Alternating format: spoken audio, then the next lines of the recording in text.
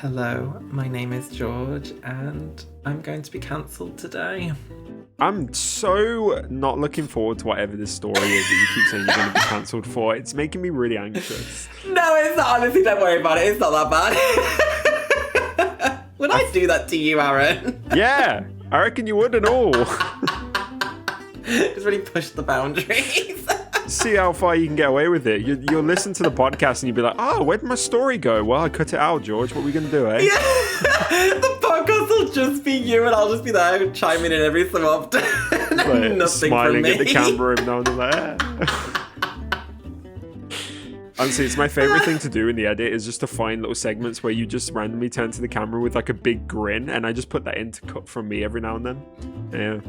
Oh, I'll keep doing that because I thought it was kind of awkward, to be honest.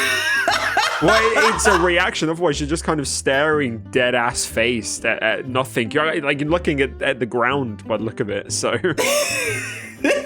I'm currently pulling smiles at you for use. it's not like thumbnails. We don't need you to just get in a bunch of them, you know.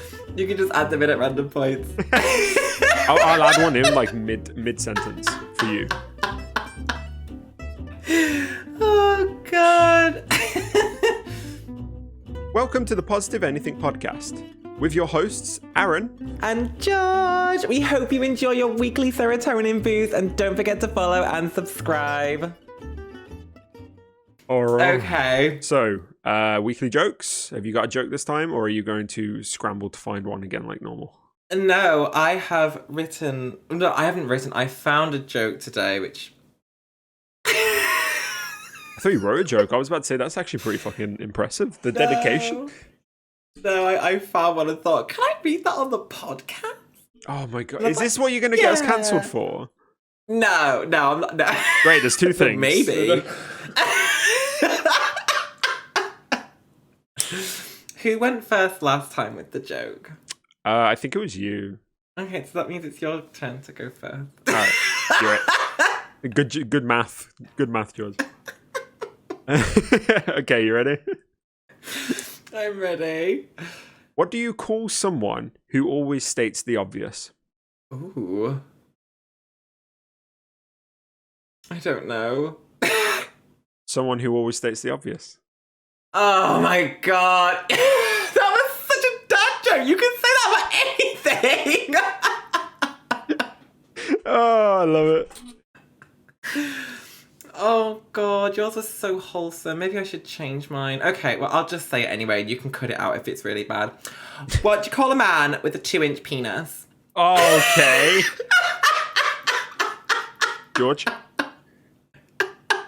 You call him George? No. Actually lost in life? No.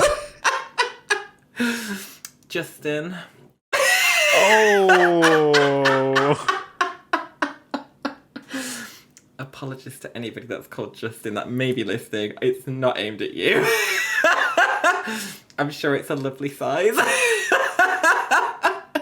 I just got this image of somebody listening to this with their parents and just having one of those moments where they're like imagine like one of our listeners is like, hey, I've got this really cool podcast that I listen to, and this is the first thing they hear is just a Justin joke. Yeah. I actually have a friend called Justin. Make sure you tell them about this episode. Make sure you tell them about this joke. They need to hear it. Deary me. Yeah. I wasn't sure if we're there yet with our viewers or even us, but I just read that and actually I was fully creasing it when I saw that and I thought, oh, that's quite good. Well, we're there now, so welcome, guys.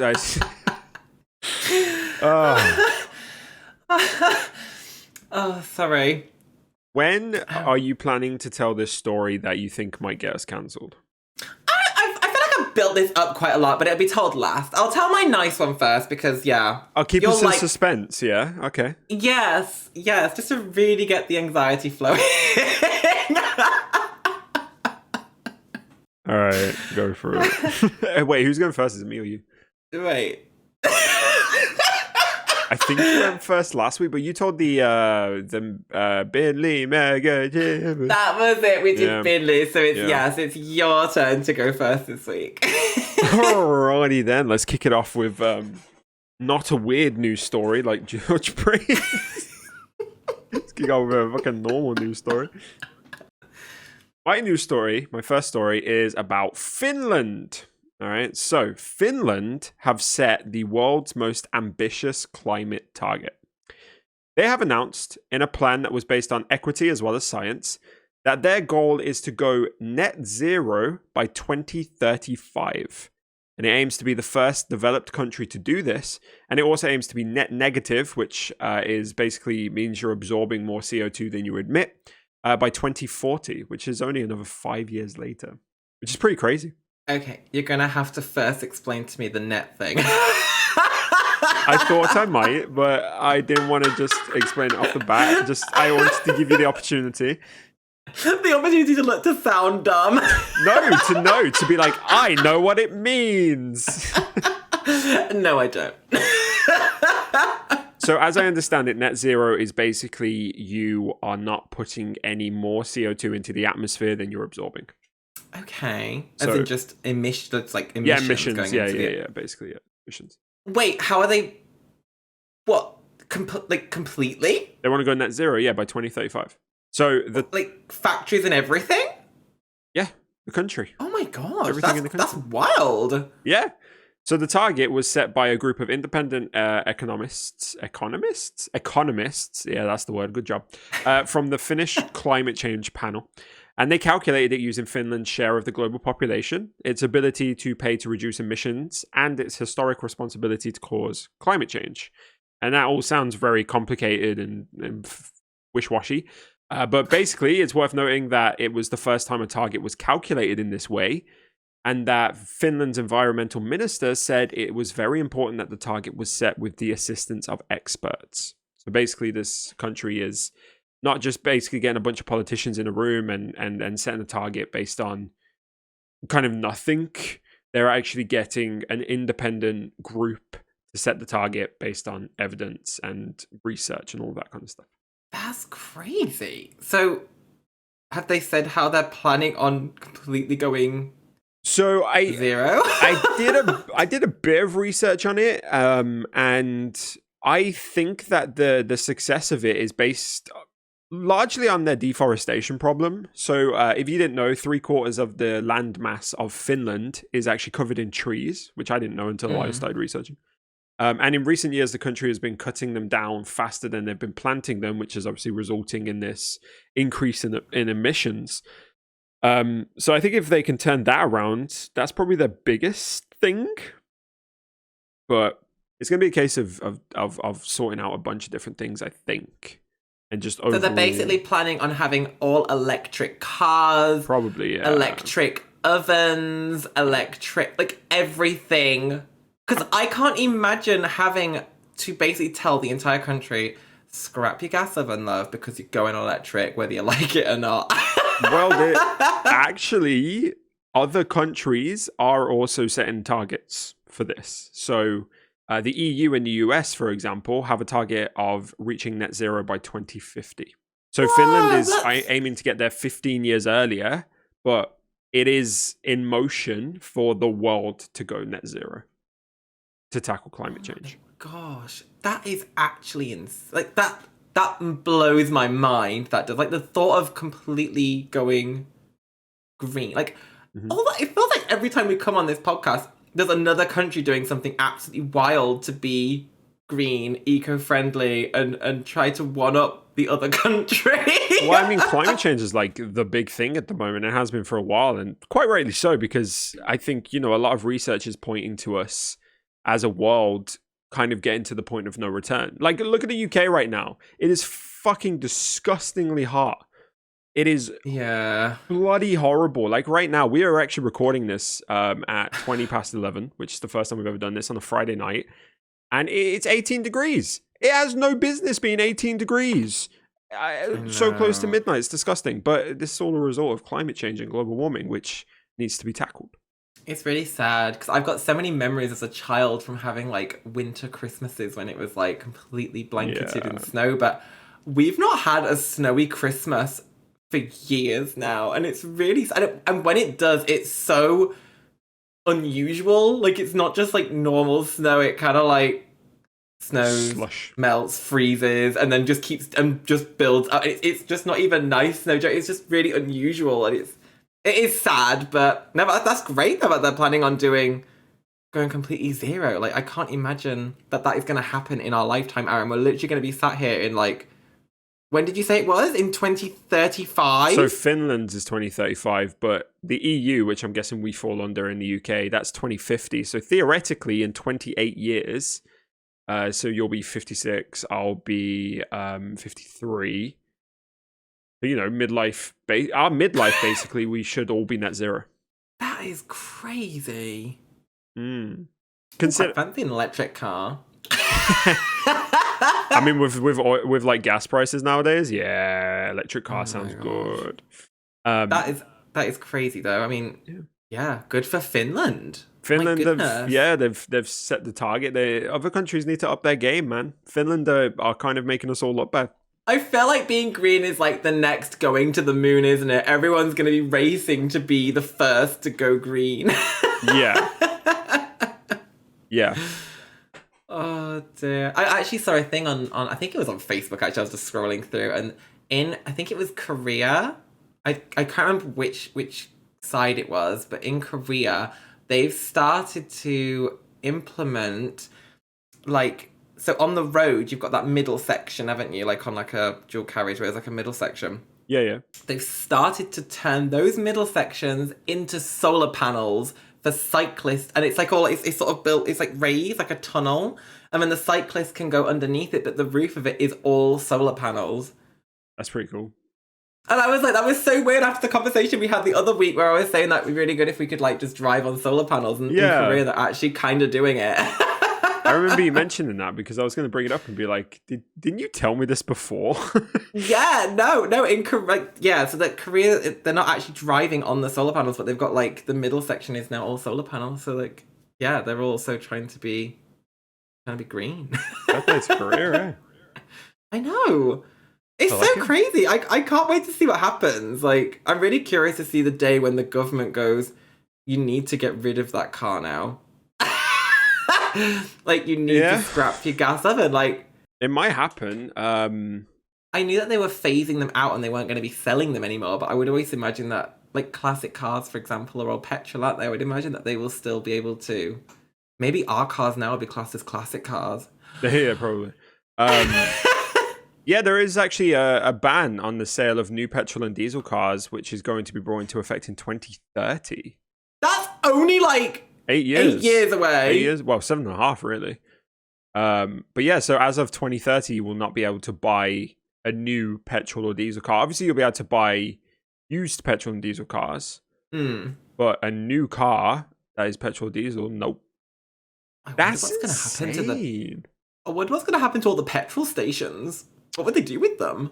Change them into electric stations, I imagine. I mean, I think they'll still have them because, you know, obviously there will still be people driving around probably until like 2050, 2060. People will still be driving these cars. But I imagine like fuel prices will get even higher if more people are going to electric. Yeah. Either that would be drop drastically. One of the two, really. You've heard it here first. Scrap your electric your petrol lawnmowers, Han, because it's gonna be getting expensive. Just do it yourself. Get some clippers. Yeah.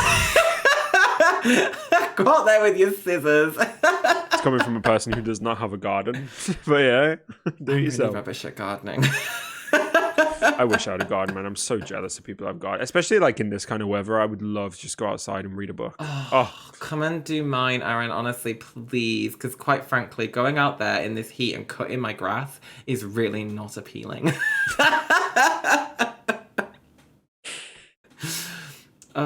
Dear. But yeah, no, that's crazy. Go Finland. I'm really excited to see that. I kind of want to just see what's going to happen in the future. I want to go to 2030 and see what's going to happen. You know you'll be in 2035, right? I know, but I want to see it like now. I'm impatient, Aaron. Oh, dude. Well, I can't really segue into this other than speaking or on the topic of countries. It's in, something. It's something. In our country, in England.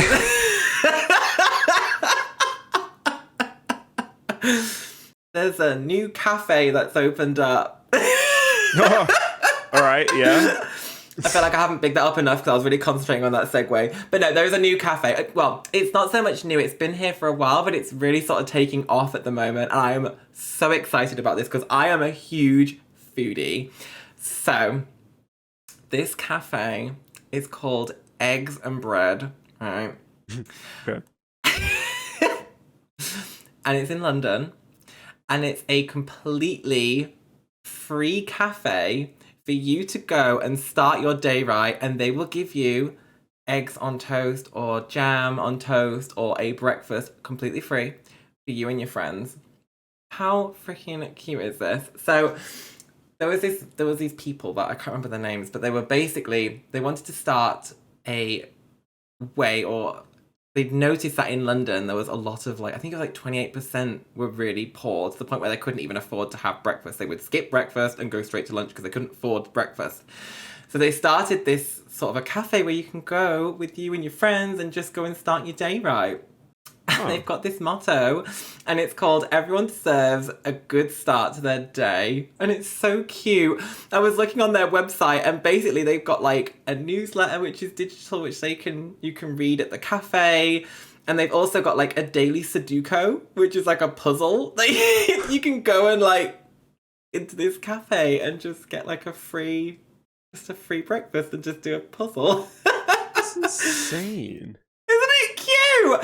And I was looking, and they're starting to sell merch now. You can get a cup which says Eggs and Bread.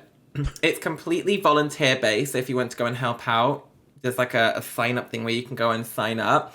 And basically what you do is you go in there, you have your breakfast, you do your Sudoku, you put your plate on the side where they sort of have all their plates, and you can put a donation in the box. They give you a estimate of how much the eggs are costing that day at the moment. And they encourage you to put enough donations in for somebody who maybe can't afford it. So it's just a completely self-sufficient cafe. That's really cool. I do like that. It's I don't know if it's entirely what this does, but I do like coffee shops that have a pay it forward scheme. So you can pay for a coffee, and you put a little slip up on the board essentially, and then someone can come and take that slip and take that coffee. And this feels like just that on crack. It is. It honestly is. I was reading this and I was it reminded me of your story you told last week where you said there was basically a free supermarket. Yeah. But this is a free cafe where people just go in and put money in, and there's there's a donation box, and you just go and they've got a pic of the day where you can go and post your picture on Instagram and stuff. But I was looking at it and it doesn't look like a bad cafe. It looks like a really trendy sort of looking hipster cafe where you just go and have some toast and an egg with your mate in the morning. So crazy. And it's all completely free if you want it to be, and then you can just donate and pay for someone else's breakfast if you want. Love it. That's so cute. That's really cool. I like it. Wasn't that a wholesome story for me? That was a wholesome story for you. Look at you. I know. It reminds me, this isn't necessarily a positive story. Well, it could be. It depends how you look at it. But there's a cafe in, I think it's either China or Japan, I think. And basically you go in and you give them a goal that you want to achieve. Right. So it could be I want to write 2,000 words on this essay, or I want to finish this bit of coding, or anything like that basically. And they will not let you leave. They will not let you pay your bill until you finish your goal. Wait, what happened? Oh my god, they keep you captive. Yeah, they genuinely, they will not let you leave the establishment until you have successfully completed the goal that you said you would, that you wrote down at the start. That is what. Oh. And I think that's such a good idea. That makes me anxious. It's a great idea, but it fills you with anxiety that you're just going to be trapped at this cafe and you can't finish it. you imagine if like you got an emergency call and you're just like, I need to go, and they're like, no, finish your essay, and you're like, oh. You've not written your 2,000 words yet. Sorry, hun. Sit your ass down and finish your coffee. Literally. I think it was. Go on. Have you seen the Karen Cafe? It rings a bell, but go on. So there's a cafe, and again, this is a complete digression. There's this cafe called the Karen Cafe in America, and it's basically all the waiters and the waiters and waitresses and the chefs and everybody there is supposed to act like your stereotypical Karen. So like if you ask for like salt or ketchup or something, like they will really eye roll and be really rude to you. Mm-hmm. And there's people that have like taken their parents there and not actually told them that it's this whole, facade. And the parents have been like, we're never coming back here again. It's awful. I'd love to go to that Karen Cafe so much. Well, I knew it rang a bell, so I just Googled it. One, you actually get free food if your name is Karen at this diner. Wait! Yeah, which is awesome. And two, you said it was in America. They recently brought it to the UK. Stop it! Yeah, this year actually, like in February. What? Yeah, so it is in Sheffield. And no way! Yeah, like dead ass. It's in Sheffield right now, and you have to book. You have to actually make a reservation like 2 weeks ahead of time because it's that it's that popular. That sounds okay. New item on my bucket list. Go and visit the Karen Cafe. Yeah, I'll send you a link to it. That's amazing. Dead ass, yeah. It's in the UK in Sheffield, the Karen Diner. If anybody wants to go and check it out. Oh my gosh. But yeah, I read that today and I thought, oh, that's a really nice story. Actually, I really like that one. That's a nice one. Yeah, go get your free eggs. Eggs and bread cafe in London.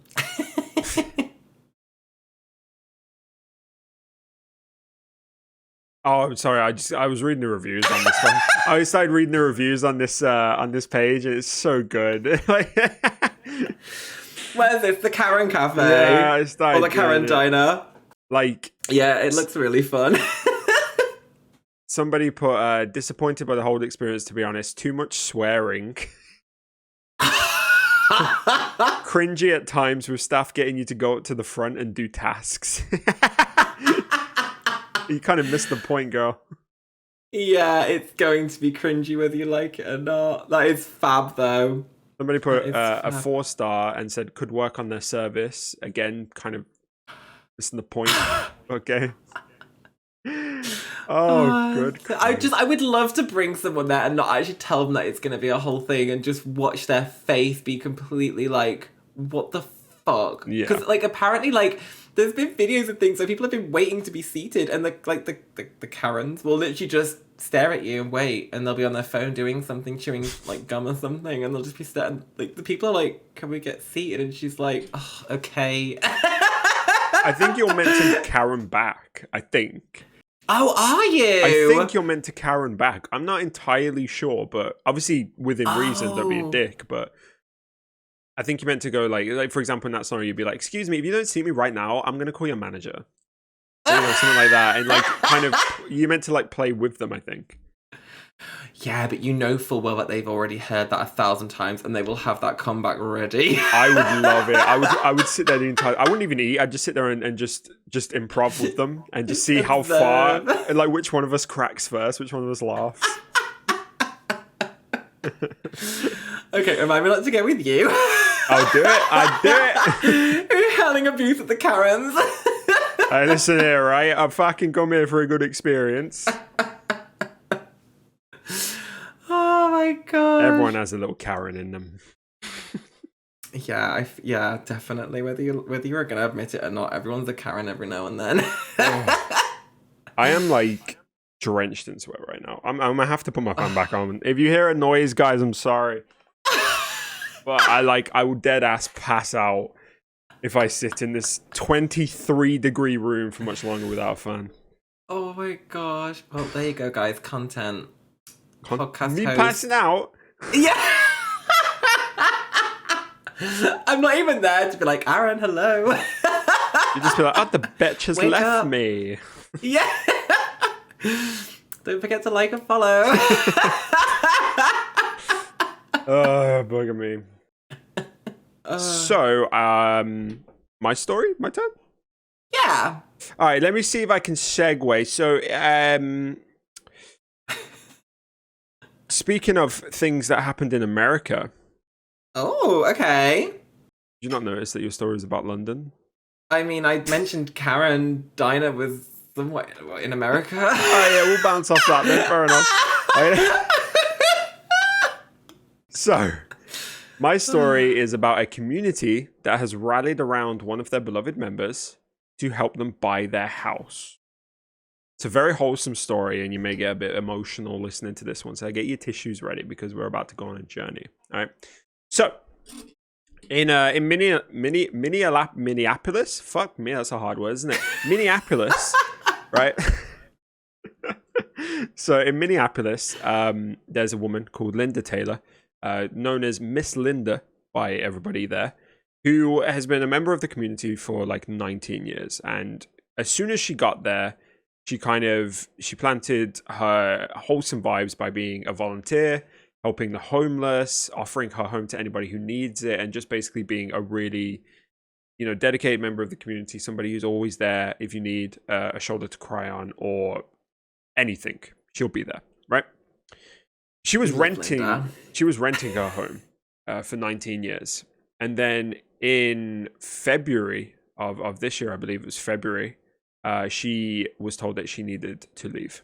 The landlord evicted her, said that she needed to now leave. And obviously, the community found out about this and they were like, absolutely fucking not. And bearing in mind that Miss Linda is 70 years old, by the way.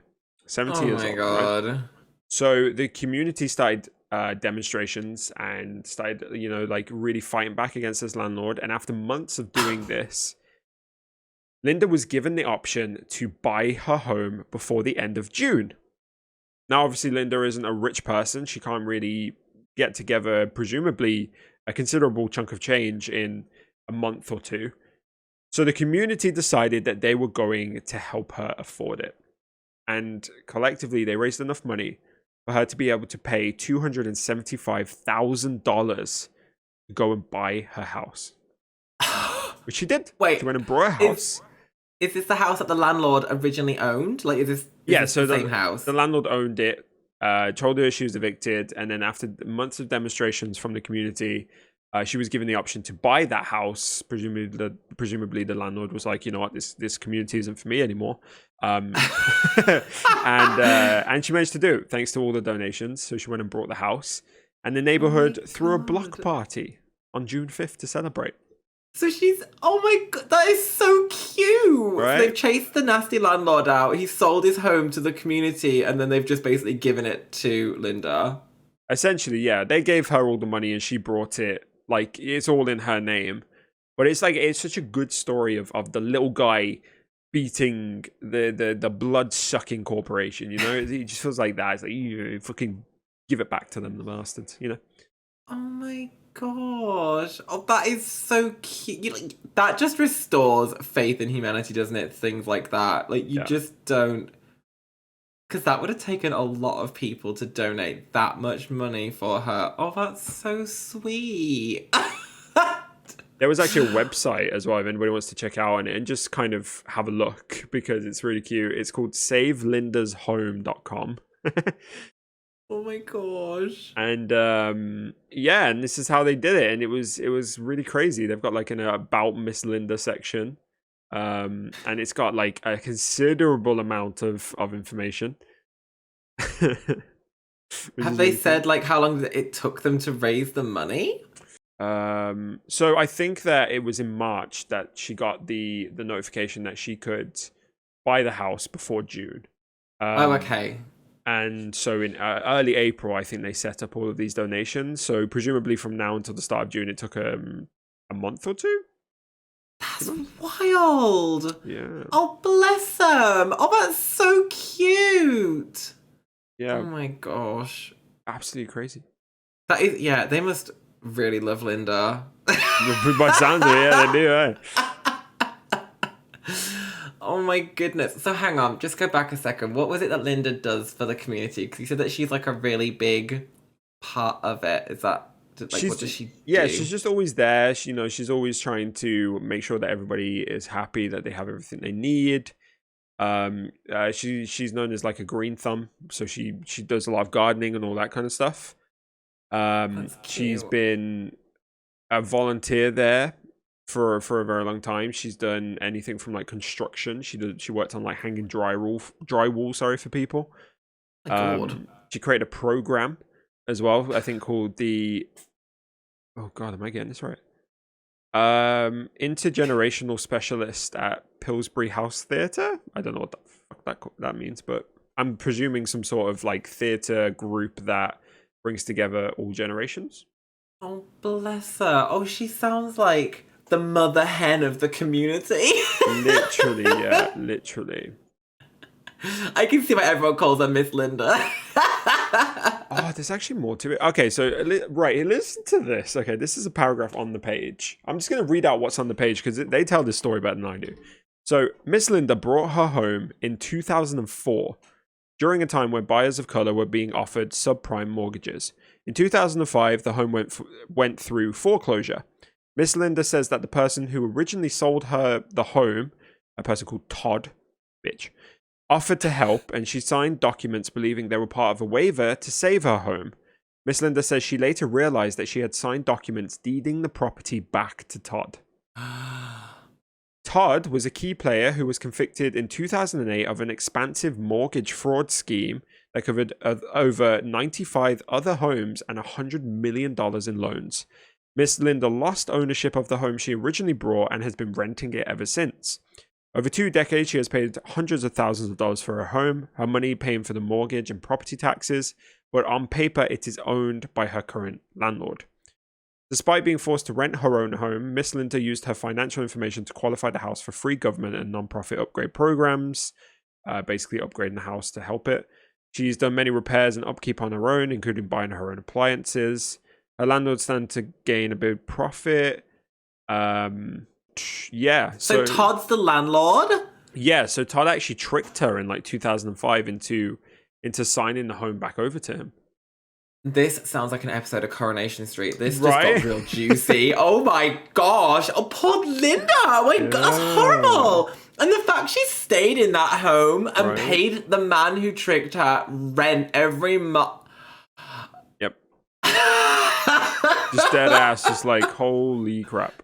Wow. Well, no wonder Todd's been chased out I'm surprised he's not been arrested or like convicted of stuff like. He was in 2008. And he's still been allowed to accept rent off this. I mean, if he owns the property, he owns the property. What are they gonna do? Oh my God. And I'm so honestly, I'm stunned that Linda is even like rented that property. That's wild. Mm-hmm. Oh my, wow! It all happens in what was it? Where was the place? Minneapolis. Minneapolis, yeah, Minneapolis. I've learned to say it now. I feel very proud. Oh my gosh! Crazy though, right? Like, that's wild. I'm gonna see if I can find. Oh, I can see why the community clubbed together to club Rod. Oh, that's it. Now my partner being called Rob. Todd, you sausage. Oh, Todd. Yeah. Todd.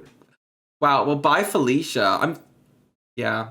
So, this makes me angry. Do we know where Todd is now? I don't know, but he doesn't have this home anymore.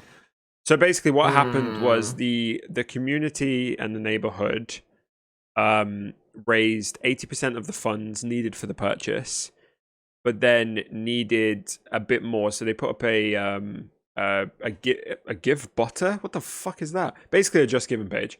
And asked for a $40,000 goal. And so far, I think you can still donate to it. They've raised $41,000, so they reached their target. My gosh! Right?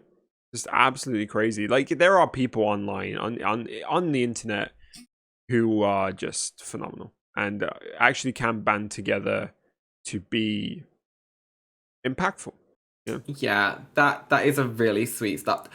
That story, it had so many twists and turns. Literally. Oh, bless. Oh, yeah, no, honestly, my heart is actually welling up for Linda, bless her. Well, that's a really tragic story, but ultimately good. I mean, she Yeah. also raised her kids in that neighborhood, in that house. Gosh, this woman sounds like a saint. Right? This is the kind of person you just don't ever hear about. And then you hear about it in like some No. random scenario, you're like, why don't I ever meet someone like that? I would love to meet someone like that, you know? Let's go meet Miss Linda. Just travel over to Minneapolis. Like, Let's hi. go see Miss Linda. Oh, yeah, no, bless her. That is really freaking cute. Very, very cool. That Very is- awesome community. So, you know what? Fair play to that community. And congratulations to Linda to being able to stay in her house. Yeah. And presumably pass it on to her kids eventually. Honestly, that is so cute. I hope she gets a bench as well. I imagine she'll get a freaking town hall by the sounds of it. She'll get anything. Oh gosh, yeah, no, okay, that's a good story. And you're gonna follow it up with the one that's possibly gonna get us cancelled. Okay. I can kind of segue though from what we just said. Speaking of raising children, like that. Okay, yeah, go on then. Crack on. That kind of flows.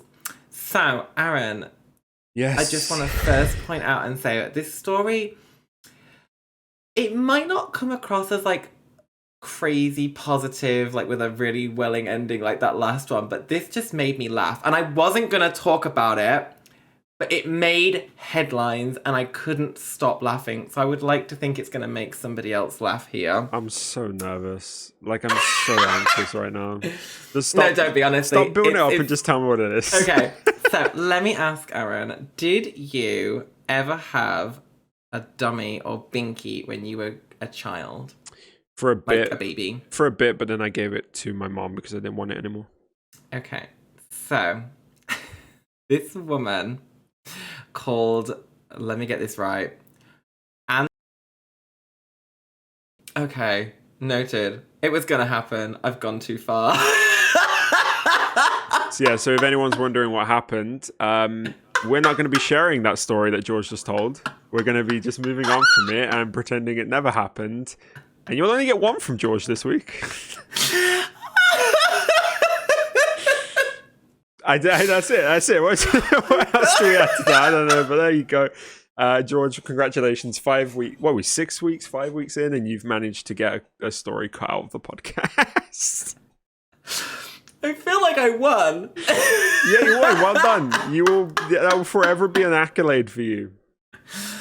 I'm quite excited at the prospect that people are going to be guessing for ages now what I said. I'm going to make a TikTok on it. It's just going to cut to black. Oh my gosh. Well, I got a kick out of it. I have mixed feelings. Aaron's gonna go away and be like, have I really made the right decision with this person? We're 6 weeks in. I'm here now. I'm committed, and Oh my god. Oh god, it's like 1,000 degrees. I'm dying. And on that note, due to us cutting that story out, this may be our shortest one yet. I do have a spare story if you want to use that. I have like a backup, not for the reason, but just as a backup. I've just sort of kept a backup story, like a short thing if you want it. Or I can hold on to that till another day. I can do if you want. I mean, if you want to get two in. You've only got one at the moment, technically. That's why we have the backup. So this one might be a bit old at this point because it's a couple of weeks old by this point. You told all right. No, hold up. Last week you told a story that was a year old. You can't be like, oh, it's a couple of weeks old. That's not good. That was a year ago to that day, so it was relevant. This one's a couple of weeks old. Okay. So this story headline read, "Man prevented from graduating over a $4.80 fee receives his diploma 60 years later." 60? 60 years later. So a guy called Ted Sams from California, back in 1962, right? I mean, Ted was wild back in the day. So wild that he checked out a book from the university library and never returned it. And he got really stubborn and basically refused to pay the $4.80 fine. And the school turned around and said, "You're not having your diploma until you pay it." And he went, "Stuff it." So he did all that work and then nothing. So his kids apparently, like obviously a few years down the line, had basically contacted the school and was like, "Okay, look, my dad moans about this all the time and he always talks about this. Can he please just have his diploma? We'll pay the $4.80. And he ended up going to a graduation class in 2022. So this year, he's just been to his graduation and got his diploma at 78 years old. I mean, the funniest part about that is this idea that this guy was like, "Well, I don't need your diploma," and then secretly bitching to his kids about it. Yeah. To the point where they go and have to basically be like, "Look, man, we've had enough of this. This has been like fucking 70 years of this nonsense. Can we just... You just give him the damn thing." It's not even like he was moaning about it for a few months. No, these poor kids have obviously heard this story for their whole life. Like, we're talking a good, 20 to 40 years, however old they are, of their life. They've heard about this and they've gone, "Look, we'll just pay it." "Papa, can I hear a bedtime story?" "Well, let me tell you the one time I was shafted over a library book." Oh my God, I just thought it was so stubborn. But I guess back in, 1962, maybe, I guess $4.80 was, quite a lot of money back in the day. That was a considerable amount more. Let me see if I can find out how. But yeah, apparently, like, his whole, like, there's actually, like, a video of him getting, like, his diploma at school and that. Like, there's, like, a whole video of him going up and he's really happy about it. But yeah, apparently he used to moan about, how his education was, taken from him and how he didn't get certain jobs because of this $4.80. That his kids have gone, "Look, enough. You're gonna get your diploma at 78 whether you like it or not." It'd be worth about $46 today. I mean, okay, let's be honest. If it's your diploma that you've worked for a year for, as annoying as a $40 fine is, you'd pay the fucking fine, man. It's your fault anyway. You took the book. Yeah. I just read that and thought it was a really nice story. And it's like, there's like videos and stuff online where you can actually see him going up and graduating, and he's just like, bless him, dare I say, just like a doddery old guy just going up and getting his diploma. Oh, bless him. What a sausage. I love it. Yeah. Okay.